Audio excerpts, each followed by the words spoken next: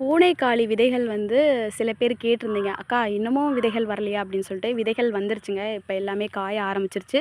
சில விதைகள் மட்டும் காயாம இருக்கு. நான் கொடியிலேயே காயட்டும், அதுக்கப்புறம் எடுத்துக்கலாம் அப்படின்னு சொல்லிட்டு விட்டுட்டேன். இப்ப பூனைக்காளி விதைகள் வாங்குறீங்க அப்படின்னா, ஒரு 2, 3 செடிகள் வளர்ந்தா மட்டும் போதும். ஒரு செடியே போதும் என்ன பொறுத்தவரைக்கும். ஒரே ஒரு செடி போட்டீங்க அப்படின்னா, அதுக்கப்புறம் வந்து இது வளர்ந்து வருது அப்படின்னா, நெறைய காய்கள் கொத்து கொத்தா பிடிக்க ஆரம்பிக்கும். ஆனா வாரத்துக்கு ஒரு டைம் பிஞ்சா இருக்கிறத மட்டும் நீங்க பொரியல் பண்ணி சாப்பிடலாம். அடிக்கடி சாப்பிடக்கூடாது. ஏன்னா தலை சுத்தல், அதுக்கப்புறம் பித்தம் வந்து இதில அதிகமா இருக்கு. இத வந்து சித்த மருத்துவத்தில தான் அதிகமா பயன்படுத்துவாங்க. அதில வந்து சுத்தி முறைன்னு சொல்லுவாங்க. பசு நெய்யில வந்து இதோட விதைகள போட்டு வேக வச்சு, அதோட தோல நீக்கி, அதுக்கப்புறம் காய வச்சு பவுட்ரு பண்ணி இந்த மாரி ப்ராசஸ் ரொம்ப அதிகம்.